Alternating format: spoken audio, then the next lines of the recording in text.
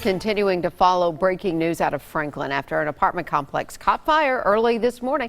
Alexander Cohen's been on scene all morning long for us. And Alexander, we understand a chicken dinner is responsible for this fire. Yeah, according to officials, the resident who lived here was smoking some chicken. He wrapped up and went to bed, but he tossed some of those wood chips into a potted plant. And right now, they believe that's how this fire started. Firefighters tell me it's actually illegal to have grills or smokers on balconies of apartments or condos. Now, whether the resident will be cited, that's up to the fire marshal. Also, this complex, which is called Warren Park Condos, does not have a standard fire alert system. I did not hear any smoke detectors going off as I arrived on scene. One person was complaining of smoke inhalation and was treated here at the scene. The fire started on the top floor and smoke was coming out of the balcony. 20 units were evacuated around 4 this morning. This complex is located about a mile from downtown Franklin. For the most part, the fire damage was confined to 1 or 2 condos. And as the sun came up, some residents were allowed back inside their units about 3 to 4 hours later. Deputy Fire Chief Todd Horton says a resident in the condo woke up smelling smoke. He tried to put the fire out with water. He tried to put it out with the extinguisher, but that apparently didn't work. Here's what he had to say about this unit not having the recommended system.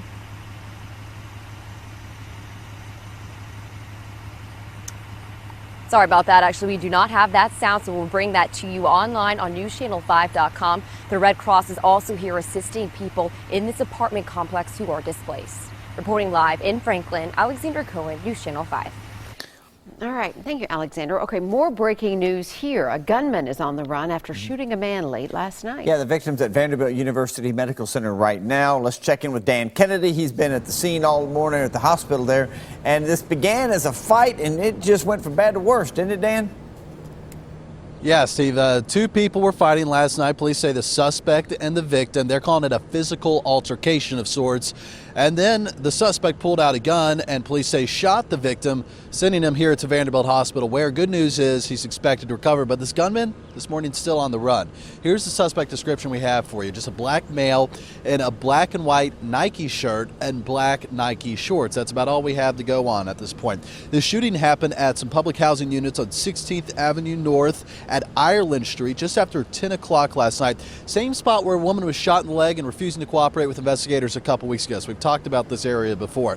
In this case, police say they got in a fight. The shooting happened. The ambulance arrived, took the victim to the hospital, where he remains this morning with a non-life-threatening injury. The investigation's ongoing. Police are still looking for this gunman. If you know who he is, if you see somebody matching that description, Metro Police, the detectives, they'd like to hear from you. Reporting live this morning from Vanderbilt Hospital, Dan Kennedy, News Channel 5. Dan, thank you very much. And some developing news to tell you about this morning. A 17-year-old is locked up accused of murdering a man in Madison. This was our breaking news story yesterday morning. You may remember the victim on the porch.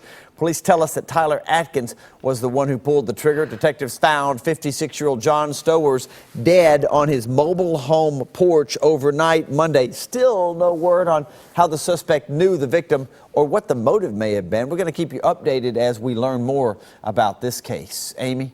Well, in the wake of the recent officer-involved shootings across the country, the Clarksville community is discussing policing and race relations. The mayor and police chief discussed training and hiring policies and how to bring more diversity to the force. They also signed petitions to get body cameras for officers. City leaders hope it's a proactive step toward building trust. A community that is forward-thinking enough to actually try to address this in the advance of an incident.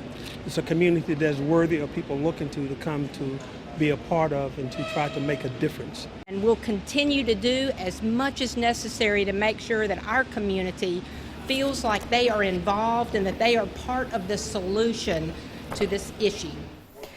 The forum was the first in a series of meetings on community issues.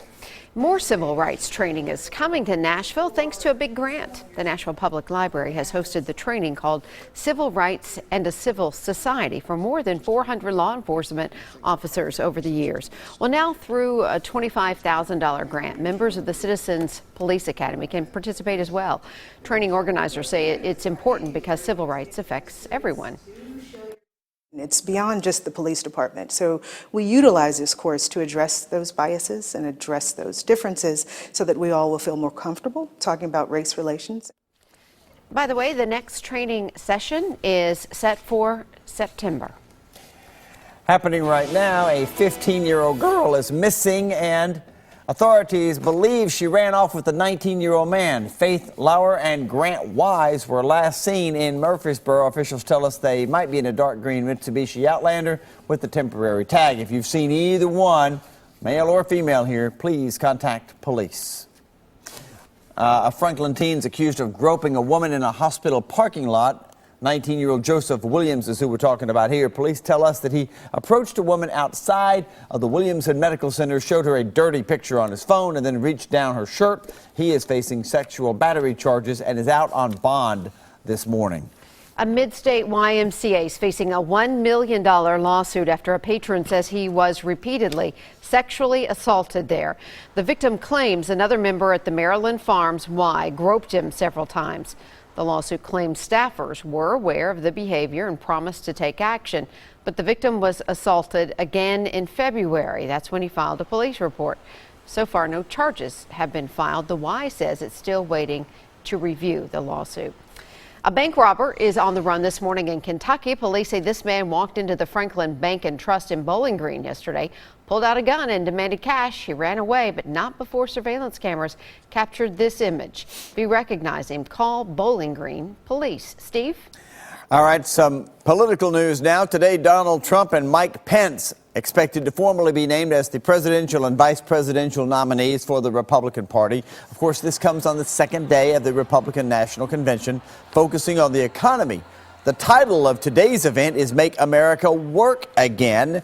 In an unprecedented move, Trump helped kick off day one by introducing the speaker, his wife, Melania Trump. You'll hear more about her speech and the way it mirrored another speech just a little bit later on. That's the big talk this morning. Well, Tennessee Republicans are at the convention this week, and they brought a controversial guest.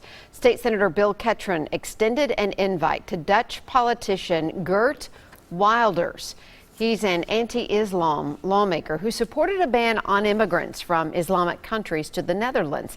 The decision to bring Wilders has been criticized by the Council on American Islamic Relations, whose spokesperson says the Republican Party should not be importing foreign anti-Muslim bigots.